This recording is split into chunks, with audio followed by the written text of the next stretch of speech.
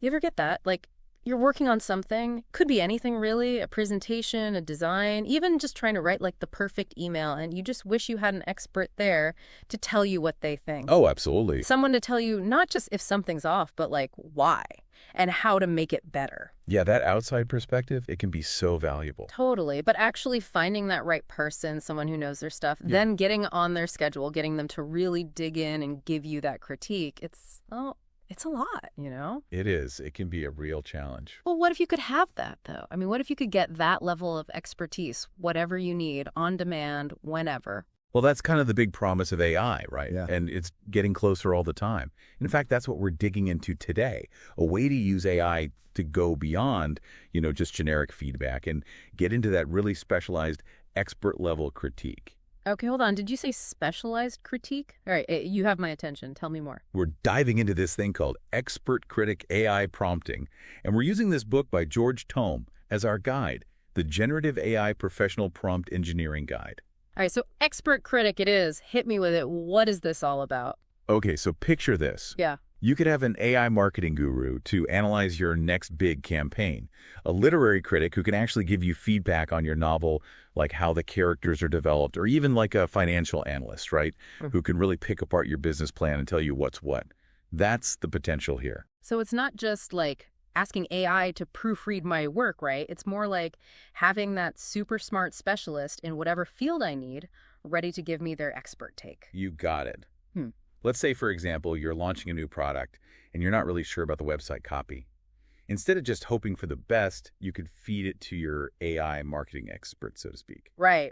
Okay, I'm following. And what happens? Does it just tell me to like use stronger verbs? Way more than that. It could actually get into the specifics like your website is focusing too much on like all the cool features, but not enough on what it does for the customer. You need to refine that headline, really make it about the value proposition for your target audience. Wow. Okay, so it actually gets my audience. That's impressive. And that's one small example. This book really digs into how this prompt structure, this expert critic thing, can work across all kinds of fields. It could be writing a legal document, composing music, even designing a building, you name it. The expert critic approach, it can give you insights that you might never have even considered. Okay, I gotta say, this is pretty mind-blowing stuff. But let's bring it down to earth for a sec, yeah. How do we actually do this expert critic thing? Am I gonna have to learn how to code or something? Not even close. Think of it like you're writing an email, but instead of sending it to a person, you're sending it to this super smart AI assistant. Okay, that makes sense. So I just write, like, do AI, please critique my website copy. You're on the right track, definitely, but we got to be a little more specific, a bit more precise, The secret sauce here, the real key to this whole expert critic thing, is all in how you write that prompt. It's like you're giving the AI instructions, but also like setting this scene, giving it the background info it needs. So walk me through it. Let's stick with that website copy example for my meal delivery service. What would a really good prompt look like? All right, so first things first, you want to define the expert, right? Don't just say AI. Instead, you might say something like, you are a marketing consultant and you specialize in the food tech industry. Got it. Oh, I like that. Setting the stage, right? Like, this is your role, AI. This is who you are right now. Exactly. Now, here's where it gets interesting. You can either give the AI very specific things to look at, like criteria, or you can be broader and let the AI decide based on the expertise you already gave it. Okay, so if I said, analyze this website copy, but focus specifically on how well it speaks to busy moms, that would be giving it those criteria, right? You got it. Or you could be more general, like analyze this website copy and tell me as an expert how effective you think this is at attracting the right people. That way, the AI have to figure out what's important for that audience. Okay, so I'm starting to see how this is way more than just saying, hey, give me some feedback. It's about strategy, like really thinking about the expert I need and then giving them, or it, the right info. But honestly, this feels almost too good to be true. Are there, like, downsides? What if it just gives me totally crazy advice? You're right to be a little cautious. That's Yeah. smart. Like anything powerful, we got to use it carefully. One thing to watch out for is what's called hallucinations.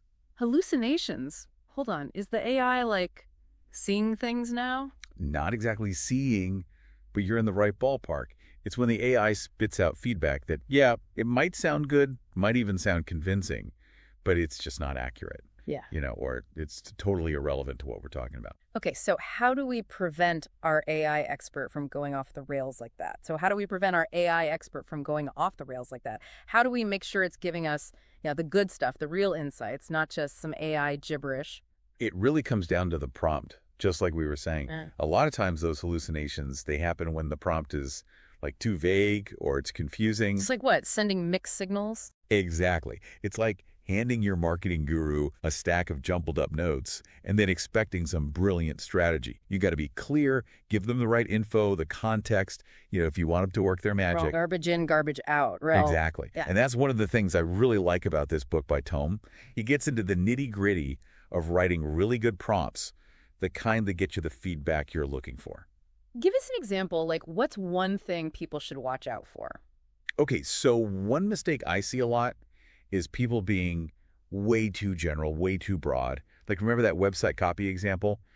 If you just tell the AI, make this copy better, it might actually make changes that, yeah, they're technically fine, grammatically correct, all that.